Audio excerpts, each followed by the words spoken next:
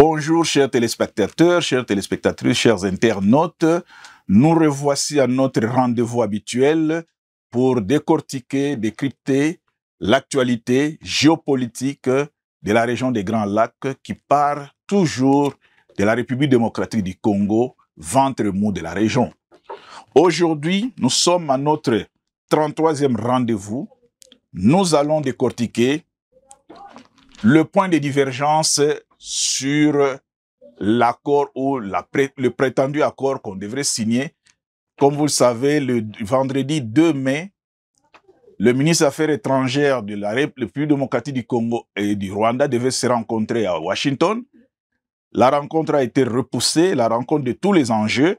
Nous allons voir pourquoi cette rencontre a été repoussée. Nous allons essayer de scruter, nous allons essayer d'analyser et les bases des divergences entre les deux pays.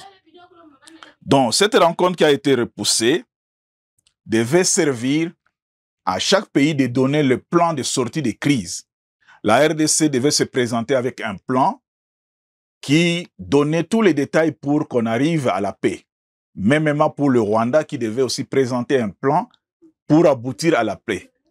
Et selon ce que nous avons appris, les deux pays ne sont pas arrivés à présenter les plans. Ces plans étaient basés où? Avait comme sous-bassement la résolution 2773 du Conseil de sécurité des Nations Unies. La récente résolution et l'administration Trump plutôt a exigé que chaque parti, comme je l'ai dit, chaque pays puisse présenter son plan de fin de conflit avant toute signature d'un accord pour mettre fin à la crise. Et comme les deux parties ne se sont pas entendus, on a reporté à une date ultérieure. Certains parlent d'un mois, d'autres de 2 mois. On ne fait que reporter. Malheureusement, sur le terrain, les souffrances de la population ne font que s'empirer. La désolation, la souffrance, la détresse, tout ça, la vie devient intenable. Et nous allons voir en quoi tient cette divergence ou à quoi tiennent ces divergences.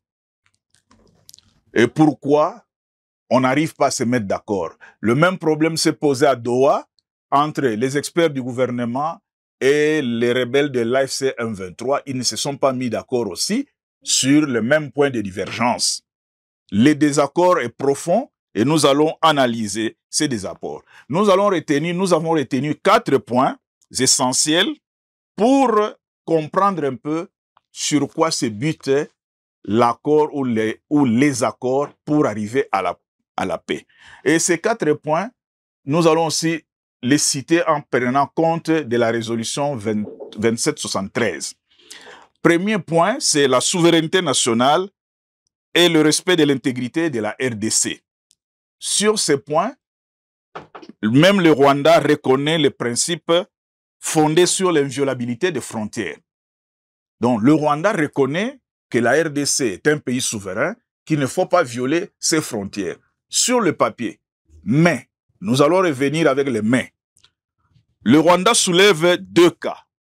Le Rwanda dit, c'est bien, moi je n'ai pas besoin d'être sur le sol congolais, d'ailleurs je n'y suis même pas, mais mon problème, c'est d'abord la minorité Tutsi qui est en voie d'extermination au Congo et j'ai l'obligation de la protéger.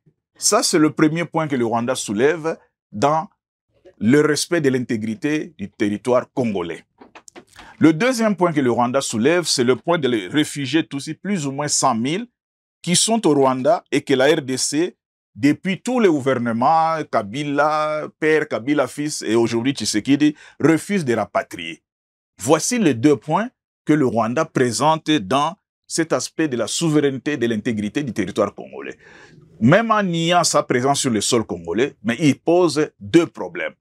Le premier problème, protéger la minorité en voie d'extermination. Et le deuxième problème, les réfugiés Tutsis congolais qui sont au Rwanda. Alors, le point B, c'est le retrait des soldats rwandais du sol congolais. Sur ce point-là aussi, le Rwanda nie ouvertement avoir envoyé son corps expéditionnaire au Congo. Donc, pour le Rwanda, il n'y a aucun RDF, donc Rwanda Defense Force, aucun soldat rwandais sur le sol congolais. le Rwanda conteste le rapport des experts des Nations Unies qui parle d'au moins 4000 soldats rwandais qui sont sur le sol congolais et qui ont participé à la prise de Goma et de Bukavu. Le Rwanda conteste tout cela. Le Rwanda conteste aussi l'épreuve des FARDC, des Forces armées de la République démocratique du Congo, qui avaient à l'époque arrêté ou capturé des soldats rwandais documentés avec naissance, lieu, tout ça, ainsi de suite. Ça aussi, pour le Rwanda, c'est des montages. Donc, sur le deuxième point de retrait des soldats rwandais de la RDC, le Rwanda nie ouvertement, il ne reconnaît pas avoir un seul soldat rwandais sur le sol congolais. Alors, le troisième point, c'est il faut que le Rwanda arrête le soutien au M23. Sur ce point-là aussi, le Rwanda, qui nie tout, ne reconnaît pas avoir apporté un quelconque soutien au M23. Donc, 3 points sur lesquels le Rwanda est catégorique et nie tout, et ce qui complique effectivement l'avancée dans le processus de paix. Le 4e point, c'est la RDC. La RDC est obligée de présenter le plan de neutralisation des FDLR. Nous avons déjà beaucoup parlé des FDLR ici, mais le Rwanda dit, d'ailleurs, ceux qui ont suivi l'actualité, à la chute de la ville de Goma, 4 jours, 5 jours après, lorsque l'AFC M23 et la RDF avaient pris tout le contrôle de la ville de Goma, on a présenté une douzaine, 12 personnes, 12 militaires, qu'on a présentés comme des FDLR avec des tenues FARDC très propres. Alors, c'est bien sûr que les FARDC, par la voix du général Sylvain Ekenge, porte-parole, a nié, a rejeté tout cela. Donc, pour le Rwanda, les FDLR sont au Congo, les FDLR sont là pour perpétrer un deuxième génocide. Alors, l'administration Trump a demandé, toujours en conformité avec la résolution 2773, que les FARDC présentent effectivement le plan de neutralisation des FDLR. On revient effectivement sur la feuille de route de Luanda, qui a demandé aussi au FARDC, au gouvernement congolais, de présenter le plan de neutralisation des FDLR. Voilà les 4 points qui font que on ne s'est pas mis d'accord. Donc, comme nous le savons, on tourne en rond. J'ai fait allusion ici à la feuille de route de Luanda. Lorsqu'il a été question de signer la feuille de route de Luanda le 14 décembre, le Rwanda a introduit le problème de M23. Et ce qui a fait capoter la signature et qui a conduit à des affrontements jusqu'à la chute de Goma et de Bukavu. Donc, on tourne en rond, et comme je l'ai dit, en tournant en rond, le Rwanda, l'AFC M23, continue de recruter ceux qui sont dans les zones occupées. Ils voient comment des camions de jeunes gens traversent la ville de Goma, traversent Bukavu pour le front, pour Rumangabo. On a vu aussi des jeunes gens avec la tenue verte, tenue militaire verte foncée, verte lourde comme ce qu'on appelle à Kinshasa, Maya Pondu. Donc, tenue militaire verte qu'on ne voit plus à Goma, qu'on ne voit plus à Bukavu, ils sont allés au front.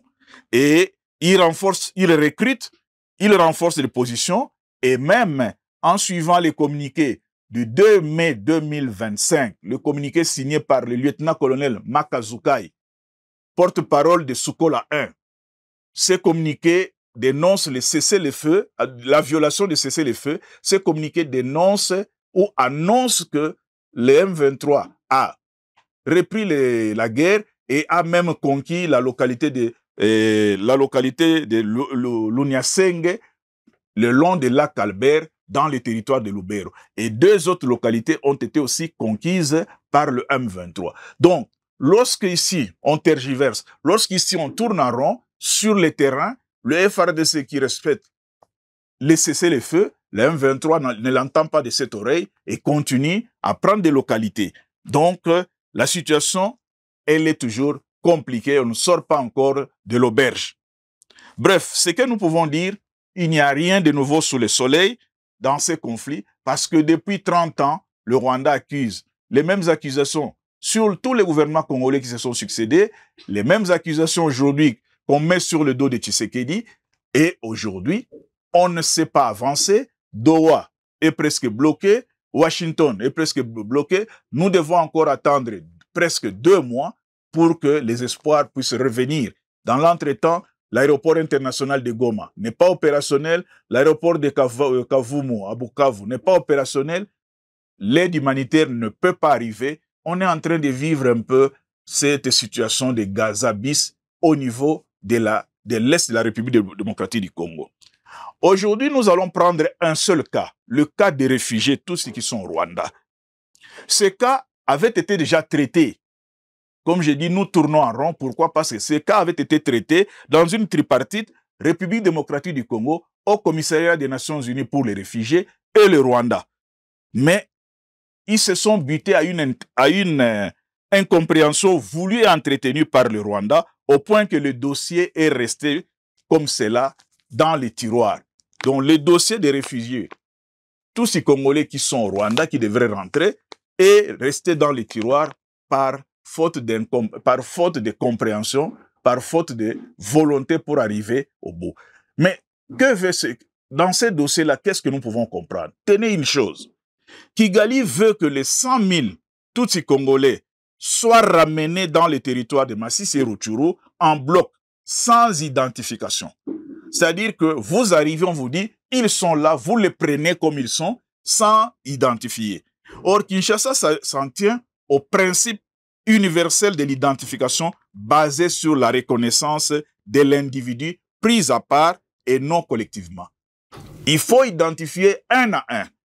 Et donc, il faut recenser individuellement chaque réfugié. Vous dites que vous êtes réfugié congolais, alors on doit vous identifier individuellement. Et sur base des données, c'est-à-dire votre nom, votre prénom, votre poste-nom si vous en avez, nom du père, nom de la mère, village d'origine, groupement, secteur, tout cela, ainsi de suite. Et vous fournissez ces éléments. Au besoin, vous donnez même le nom de vos voisins ou de vos ancêtres pour que le rapatriement se fasse. Or, le Rwanda ne veut pas entendre parler de cela. Donc, Kigali ne veut pas entendre et refuse d'adhérer à cette démarche. Il soutient l'identité collective en lieu et place, comme nous l'avons dit, de celle individuelle. En d'autres termes, pour Kigali, le gouvernement congolais doit prendre tous ceux qui sont présentés comme tous ces Congolais vivant au Rwanda dans leur ensemble et les installer au Kivu. Donc, nous sommes dans une logique de peuplement. C'est à quoi Kinshasa répond. L'identité collective ressemble à un rêve, à une perversion de la réalité. Comment on peut prendre tout le monde comme ça sans savoir qui est qui? Alors, l'identité collective est celle de l'époque de l'esclavagisme, pensée par le maître des esclaves. Tout le monde a étudié l'histoire de l'esclavagisme. On prenait des gens, on les amenait aux Amériques, on ne voulait pas qu'on les identifie. D'abord, on créait un embouteillage humain, brouillant les origines des gens. C'est-à-dire que quand on est esclave, le maître des esclaves n'a pas besoin de vous identifier. Il a besoin seulement des individus qu'il va utiliser. Et c'est ça, c'est que le Rwanda veut nous imposer, nous, et à la communauté internationale, et à la République démocratique du Congo. Donc, l'identité, et comme on le sait, l'identité des esclaves, l'identité collective des esclaves ne vient pas de cœur. Ne vient pas de cœur des citoyens concernés. Pourquoi? Parce qu'on vous prend en bloc, on brouille les pistes. Vous ne savez pas votre origine. On vous sépare de votre grand-mère, on vous sépare de votre frère. Donc, ça ne vient pas de votre cœur. On a déplacé des populations, on a transplanté des populations qui aujourd'hui ne savent même pas s'ils sont venus des côtes de la République démocratique du Congo ou des côtes du Ghana ou des côtes de la Côte d'Ivoire, ainsi de suite. On les a brouillés, ou même de Libéria. Donc, c'est ça l'identité collective qui régit l'esclavagisme. Et c'est ce que la communauté internationale, à travers le Haut Commissariat des réfugiés, ne veut pas entendre, et surtout pas la RDC, parce que, comme nous l'avons dit, ça ressemble à un peuplement des inconnus dans un pays qui n'est pas le leur. Donc, et cette identité collective est définie d'en haut. C'est-à-dire, le maître décide que tous ces groupes, vous allez devenir des Congolais. Tous ces groupes, on va vous envoyer au Congo. Et c'est un grand mensonge, une façon, comme j'ai dit, de peupler les Masisi et les Rutshuru par des non-Congolais. des citoyens qui n'ont aucune attache ancestrale avec le Congo, des citoyens et citoyennes qui ne connaissent rien du Congo, même pas leur village, même pas les voisins, même pas les chefs coutumiers du Congo, des Massis et des Rutshuru. Et d'ailleurs, aujourd'hui même, on accuse même l'AFC M23 dans les territoires occupés d'avoir implanté certaines personnes inconnues des villageois ou des autochtones. Donc, ça devient finalement l'un des enjeux de cette guerre, le peuplement des villages abandonnés par les déplacés. Donc, la guerre ici, même quand nous parlons d'un expansionnisme agressif, c'est-à-dire que lorsque on chasse les populations de leur village, d'autres personnes viennent occuper ces villages-là. Et c'est ça, effectivement, ce que nous appelons le peuplement abusif des villages congolais. Naturellement, on n'est pas sorti de l'aubaine et nous rendons compte que ça fait 30 ans, tout a été planifié pour attacher un boulet au pied de la RDC. Pour ceux qui ne comprennent pas, à l'époque belge, on appelait boulet une pierre qu'on attachait à un prisonnier avec une distance peut-être de 30 cm ou de 1 mètre pour que le prisonnier tourne autour. Il ne peut pas aller loin parce que la pierre ou la chaîne est trop grosse, elle n'a pas une longueur assez qui permet au prisonnier de tourner, de se déplacer. Et le prisonnier tourne avec ce diamètre-là de 1 mètre, il ne peut pas aller loin. Et vous voyez que pendant 30 ans, la RDC est attachée, on a attaché à la RDC ce boulet-là, qui fait que la RDC tourne en rond avec des rébellions qui naissent, qui meurent, qui renaissent, avec des brassages, des mixages, ainsi de suite. Mais on n'arrive pas au bout du tunnel parce qu'effectivement, le boulet a été sophistiqué, a été bien travaillé, là où la RDC ne se rendait pas compte. Donc, ce boulet, effectivement, a fait du Kivu et de la RDC, notamment du Kivu, l'expression consacrée. Le Kivu, c'est le ventre mou de la région des Grands Lacs. Le ventre mou, tout le monde connaît l'explication. Donc, le Kivu, rendu ventre mou, ne peut pas guérir tant que un bon médecin ne lui applique pas une bonne thérapie.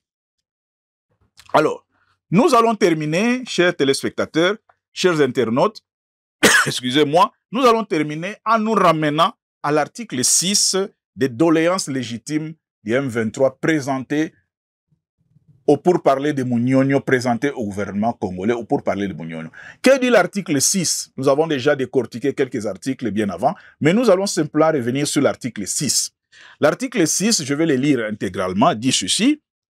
Le parti convient que la réalisation de points d'accord relatifs à la réconciliation, à la cohabitation pacifique, au retour des réfugiés et des déplacés internes dans la zone sinistrée se fera conjointement et selon un calendrier établi par les partis engagés du présent accord. Vous lisez cela dans Balkanisation de la RDC, mythe et réalité de Nikes Kibel-Beloka, page 196. Donc voilà que ce soit le M23, que ce soit le Rwanda, tout a été bien boutiqué, notamment avec le retour de ces réfugiés, mais ce n'est pas n'importe quel retour, un retour collectif.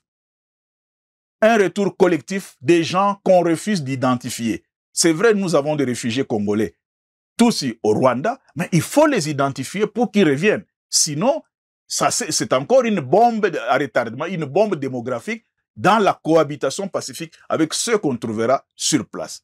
Chers téléspectateurs, chers internautes, nous avons voulu décortiquer cet aspect du blocage, cet aspect de désaccord entre le gouvernement congolais et le gouvernement rwandais, cet aspect de désaccord entre le gouvernement congolais et le M23 qui fait que nous ne puissions pas avancer vers la paix.